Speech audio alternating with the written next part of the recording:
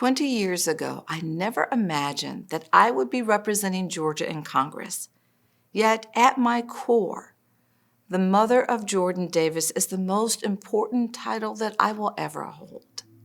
My son Jordan was so full of life, and he was easy to love, loved to travel, had an infectious laugh, and was always the leader of his group of friends. Jordan was always the kind of person to bring them all together.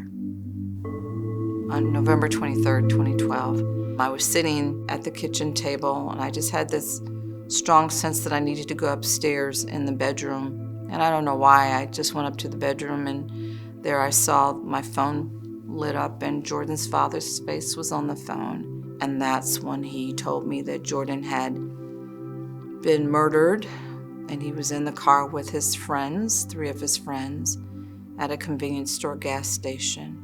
A man pulled up next to them on the passenger side where my son was sitting, and he said that they were simply playing their thug music too loudly. He then took a gun out of his glove box and fired 3 rounds, killing my son, Jordan.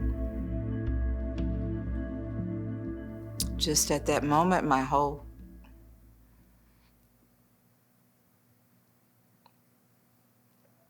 I just saw it black, and I just fell to the floor and started screaming. Because I think at that moment I felt like it didn't matter what I did. It didn't matter how well I raised him. It didn't matter how well I tried to protect him and keep him safe.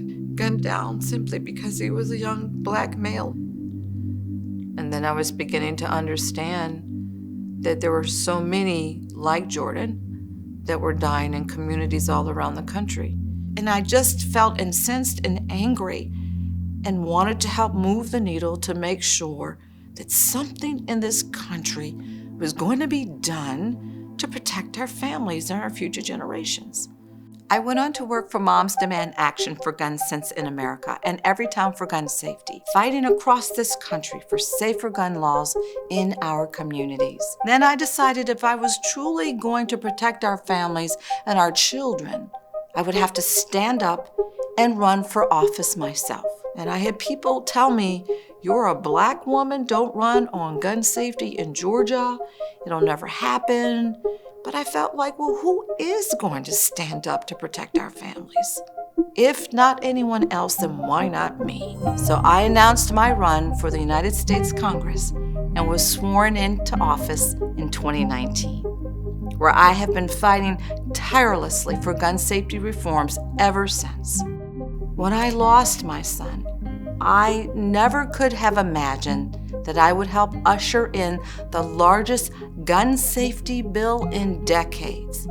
But in June of 2022, I did. To stand with Speaker Pelosi on the day that she signed the Bipartisan Safer Communities Act, and to actually have her give me the pen. It was very bittersweet. It was very bittersweet to be at the White House on the day that, the Bipartisan Safer Communities Act was actually ushered in by the president, because I felt like I wasn't able to save my own child.